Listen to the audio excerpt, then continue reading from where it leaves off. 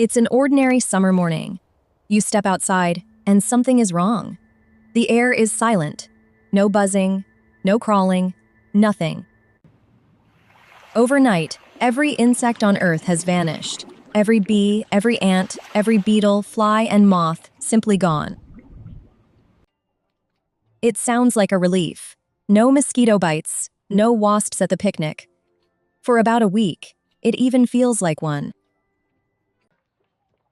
But insects were never a nuisance at the edge of nature. They were the foundation holding the entire living world up.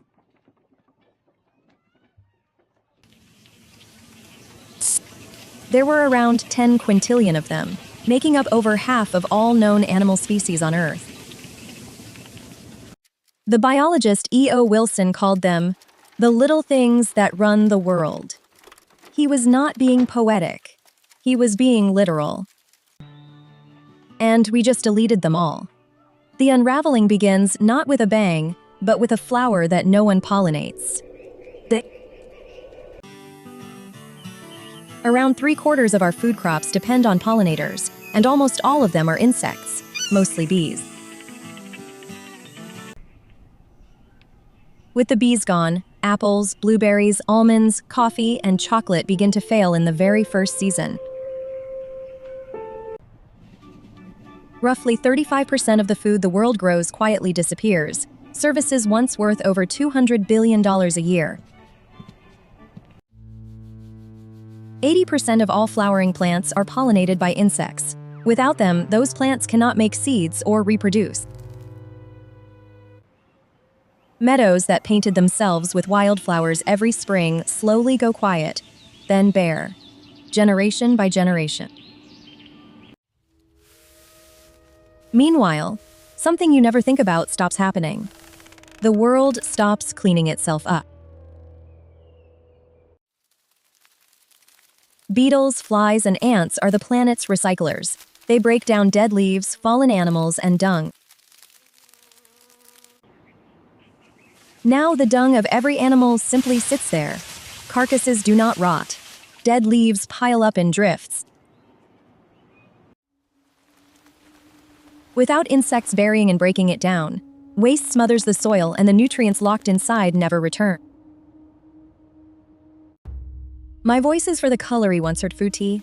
Then the hunger climbs the food chain. Insects were the main meal for a staggering share of all animals. The birds go first. Most songbirds feed insects to their chicks, and now the nests fall silent one by one. Freshwater fish that lived on insect larvae starve in the rivers. Frogs, toads, and lizards vanish close behind. Bats, anteaters, and countless small creatures collapse too. Each of them was a meal for something larger. So the foxes, the hawks, and the bigger fish begin to starve next. The collapse ripples outward and upward. In a matter of years, a huge faction of land animals is gone. The web of life does not bend. It breaks. Down in the ground, the soil itself is dying, no longer turned, aerated, and enriched by burrowing insects. Crops that survive grow weak in exhausted dirt.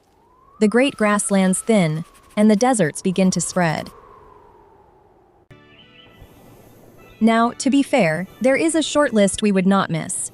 Mosquitoes alone kill around 700,000 people a year. But even mosquitoes feed fish and birds, and their larvae clean the water. Pull one thread, and the whole cloth comes apart. For us, the shelves empty. The animals we eat lose their feed. Famine spreads across continents within a few years. Wilson believed that if insects vanished, humanity would not last long behind them. The little things really do run the world. Paul. Here is the part that should stop you. A gentle version of this is already happening. Flying insect numbers have fallen by 3/4 in a lifetime. We are not imagining the empty air. We are slowly creating it. But unlike in this story, we can still choose to stop. So, what will you plant this year?